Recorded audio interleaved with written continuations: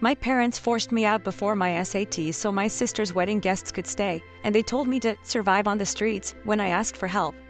I am a 17-year-old girl in my senior year of high school. Everything in my life seemed to be leading up to one defining moment, my SATs. For months, I had been working tirelessly, balancing school, extracurriculars, and studying late into the night. My goal was to get into a good college, and the SATs were my ticket. But my family had other priorities. My sister, Vanessa, is 26 and the golden child in my parents' eyes. She has always been their favorite, and I've grown used to living in her shadow. While I was pouring my soul into preparing for my future, Vanessa was busy planning her extravagant wedding. I wasn't jealous of her, I genuinely wanted her to be happy. But everything changed when her plans suddenly disrupted my entire life. 2 weeks before my SATs, my parents dropped a bombshell. Vanessa had decided to hold her bachelorette party and pre-wedding celebrations at our house. But because we didn't have enough space to accommodate all her friends and guests, my parents told me I had to leave. "You'll be fine," my mom said dismissively as she leaned on the kitchen counter, sipping her coffee. "It's only for a couple of weeks. You can stay with a friend or something." I stared at her in disbelief. I don't have anywhere to go. I have school in my SATs. How am I supposed to focus on studying if I don't even have a place to stay? My dad, sitting at the dining table scrolling through his phone, chimed in without even looking up. "You're young, you'll figure it out. Don't be so dramatic." "Dramatic?" I repeated, my voice shaking. "You're kicking me out of my own home. For Vanessa's wedding guests. Do you even hear yourselves?" But my protests fell on deaf ears. Vanessa breezed into the room, her usual confident smile plastered across her face. She was holding a folder of wedding plans and barely acknowledged me. "Oh, don't be so selfish," she said, waving her hand dismissively. "This is my big moment. You can't handle a little inconvenience. It's not like you're homeless or anything." "That's exactly what I'll be," I snapped. "You're literally making me homeless." My dad finally looked up from his phone, his expression hard. "Watch your tone, young lady. This is Vanessa's wedding, and we're all making sacrifices for her. You're not special." It felt like the ground had been pulled out from under me. My own parents, the people who were supposed to support me, were telling me I was less important than a party. I tried to reason with them, even begged, but it was no use. The next day, my mom handed me a duffel bag and told me to pack my essentials. I didn't know what to take because I had no idea where I was going. I called a few friends, but most of them lived with their own families and didn't have space for someone to stay long-term. The ones who offered were kind, but I could tell it would be a strain on them. I didn't want to be a burden. When I told my parents I had nowhere to go, my mom just sighed in exasperation. "We've done enough for you, and you're almost an adult. It's time to grow up. If you can't figure this out, maybe you should think about how ungrateful you've been." Ungrateful, the word stung like a slap in the face. Everything I had done, every achievement, every award, was for them. I wanted them to be proud of me, but in that moment, it became painfully clear that no matter what I did, I would never be enough. I ended up sleeping in my car the first night. It was freezing, and I barely got any rest. The next morning, I drove to school, exhausted and on the verge of tears. My best friend, Mia, noticed right away that something was wrong. When I told her what happened, she was furious. "Are you serious?" she exclaimed. "They kick you out for a party. What the hell is wrong with them?" I shrugged, trying to act like it didn't bother me as much as it did. "It's Vanessa. She always gets what she wants." Mia insisted that I stay with her for a few days, and I reluctantly agreed. Her family was incredibly kind and welcoming, but I couldn't shake the feeling that I didn't belong there. I spent every night lying awake, worrying about my future. How was I supposed to do well on the SATs when my entire world was falling apart? Meanwhile, Vanessa's wedding preparations were in full swing. Every time I saw her Instagram posts, flaunting her bridal parties and luxurious plans, it felt like a punch to the gut. She didn't care about the chaos she had caused in my life.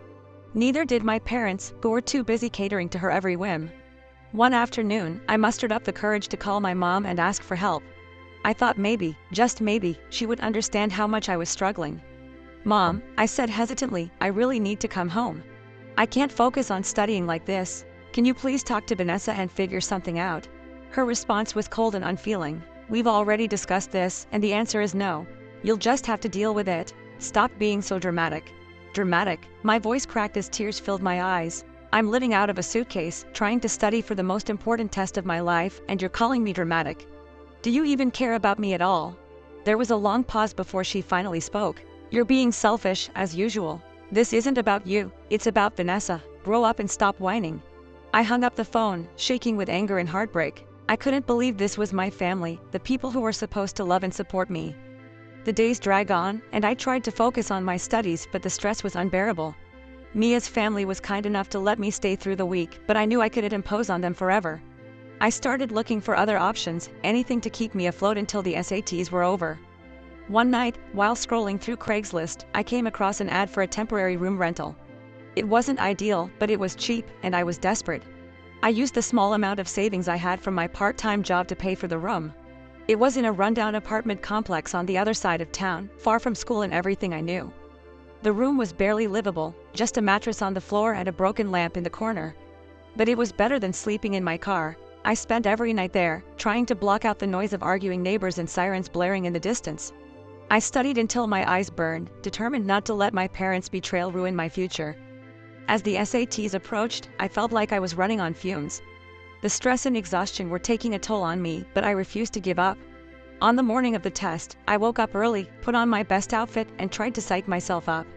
"You've got this," I whispered to myself in the mirror, even though I didn't believe it.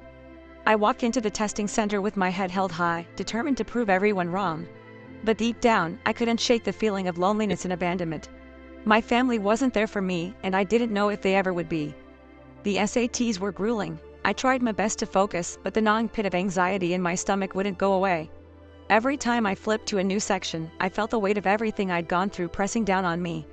The sleepless nights, the stress of being kicked out, the resentment toward my family, all of it clouded my mind. By the time I handed in my test, I felt numb. I walked out of the testing center and sat in my car for a long time, staring at the steering wheel. A part of me wanted to cry, but I didn't have the energy anymore. I wasn't sure how I'd done, but it was over. At least that much was a relief. When I got back to the small, dingy room I was renting, I lay down on the mattress and stared at the cracked ceiling. I couldn't stop wondering if my parents even thought about me that day. Did they care that I was out there, on my own, struggling to get through one of the most important days of my life? Or were they too busy fawning over Vanessa and her endless wedding plans? Later that evening, I got a call from Mia. She asked how the test went and if I was okay. I appreciated her checking in, but I didn't know how to answer. "It was okay, I guess," I said, trying to sound neutral. "I mean, I got through it." "That's good," she said, her voice warm and encouraging. "You're stronger than you think, you know that." I wished I could believe her. As the wedding drew closer, I decided to completely cut off contact with my parents. Every time I heard from them, it was like pouring salt on an open wound. Vanessa had tried calling me once, but I didn't answer. What could she possibly have to say that would make any of this better? A few days before the wedding, I saw photos on social media of the elaborate decorations being set up at my house. Vanessa's friends and guests were all over the place, laughing, drinking, and posing for pictures. My parents were smiling in every shot, looking like the perfect family. The sight made me feel physically ill. I hated how easily they had moved on without me. It was as if I didn't exist, as if I hadn't been part of their lives for the past 17 years. My absence didn't bother them one bit. On the day of the wedding, I decided to distract myself by working extra hours at my part-time job. I didn't want to think about what was happening at home. I pictured the house filled with music, laughter, and expensive decorations, all for Vanessa. I tried not to imagine my parents giving heartfelt speeches about how proud they were of her. When my shift ended, I drove aimlessly around town, not wanting to go back to the empty room I now called home. I ended up at a diner, sitting alone in a booth and picking at a plate of fries. I felt invisible, like I didn't matter to anyone. That night, I made a decision. I was done trying to please my parents. I was done waiting for them to care about me. They had made it clear where their priorities were, and it wasn't with me. If they didn't want me in their lives, I wouldn't force it. The weeks after the wedding were a blur. I threw myself into school and work, trying to keep myself busy. I was still staying in the rented room, but I was determined to save up enough money to find a better place. I avoided social media as much as possible, not wanting to see any more photos or posts about the wedding. One day, out of the blue, Vanessa showed up at my school. I saw her waiting by my car in the parking lot and felt my stomach drop. "What are you doing here?" I asked, keeping my voice cold and distant. She looked uncomfortable, which was unusual for her. "I wanted to talk to you. Can we go somewhere private?" I didn't want to talk to her, but curiosity got the better of me. We ended up sitting in a quiet corner of a nearby park. "I know you're angry," she began, twisting her hands nervously. "And I don't blame you. I didn't realize how hard things were for you. Mom and Dad didn't tell me they were kicking you out. I thought you had somewhere to stay." I stared at her, my anger boiling over. "You didn't think to ask. You didn't care enough to check on me. You were so busy planning your stupid wedding that you didn't even notice I was gone." Her eyes filled with tears. "I'm sorry, I really am. I didn't mean for any of this to happen." "Sorry doesn't fix it," I said, my voice shaking. "You got everything you wanted, and I lost everything. Do you even understand what that's like?" She didn't respond, and for a moment, we just sat there in silence. I could tell she felt guilty, but it didn't change the fact that she had been part of the problem. Before she left, she handed me an envelope. "I know this doesn't make up for anything, but I want to help. Please, just take it." I opened the envelope after she left. Inside was a check for $1,000. It wasn't much, but it was enough to help me get back on my feet. I didn't know how to feel. Part of me wanted to rip up the check out of spite, but another part of me knew I needed the money. In the end, I cashed it and used it to put a deposit on a better apartment. I haven't spoken to my parents since the wedding. They haven't reached out to me, and I've decided I won't be the one to make the first move. They made their choice, and now I'm making mine. Vanessa texts me occasionally, trying to rebuild our relationship. I'm not sure if I'll ever fully forgive her, but I can tell she's trying. Maybe one day, I'll let her back into my life, but as for my parents, I don't know if I'll ever be able to forgive them. Update: it's been 6 months since everything happened, and my life has taken a completely different turn. Looking back, I'm still angry, but I've started to focus on myself instead of dwelling on what I lost. After I moved into the new apartment, I finally had some stability for the first time in months. It's not much, a small one-bedroom with outdated appliances and creaky floors, but it's mine. I have a desk in the corner of my room where I study every night. The quiet is something I've come to appreciate, even if it gets lonely sometimes. When I got my SAT scores back, I was shocked. I did way better than I expected. Despite everything I went through, I managed to pull off a score that puts me in the running for some really good schools. It felt like validation, proof that I could push through the chaos and still come out stronger. Mia and her family have been my rock through all of this. They celebrated with me when I got my scores, and Mia's mom even baked a cake with "You did it" written in frosting. It made me tear up because it felt like the kind of support I never got from my own family. Speaking of family, I haven't heard a word from my parents. Not a single text, call, or email. It hurts, even though I tell myself it shouldn't. I've come to terms with the fact that I was never their priority. Vanessa reached out a few times since our last conversation, but I've been hesitant to let her back in. One of her texts stood out to me: "I'm pregnant, and I really want you to be part of my child's life. Please think about it." When I read that, I felt so conflicted. On one hand, I don't want to reopen old wounds. On the other, a child shouldn't be punished for the mistakes of their parents. I haven't responded yet because I honestly don't know how to feel. I've been seeing a therapist lately, something Mia encouraged me to try. At first, I didn't think I needed it. I thought I could just push through everything on my own. But the more I talked about my childhood, the more I realized how much baggage I've been carrying. The favoritism, the constant comparison to Vanessa, the way my parents dismissed my feelings, it's all shaped who I am, for better or worse. The therapist helped me understand something important: forgiveness doesn't have to mean reconciliation. I can forgive Vanessa and my parents for my own peace of mind without letting them back into my life. That realization has been freeing, but it's still a work in progress. As for my future, I'm focusing on what's next. I've been accepted to 2 colleges so far, one in state and one out of state. The out-of-state school offered me a partial scholarship, which is amazing, but it's also terrifying.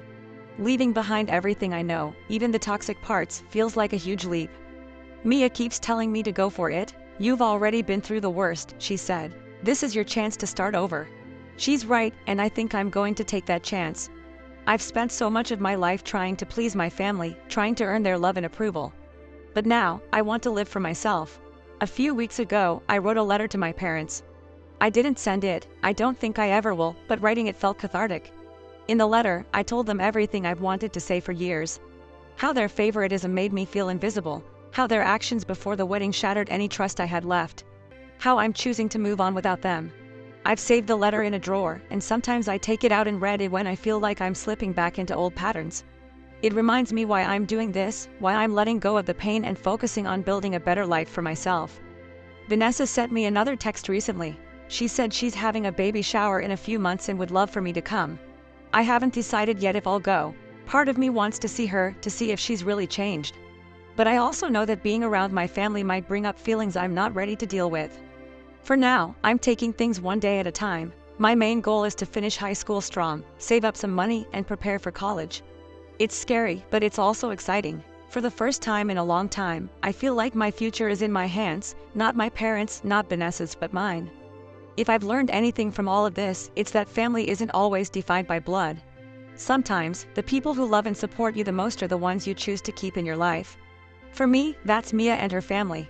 They've shown me more kindness in the past 6 months than my own family ever did. I don't know what the future holds, but I'm finally starting to feel hopeful. I've been through hell and back, but I survived. And for now, that's enough.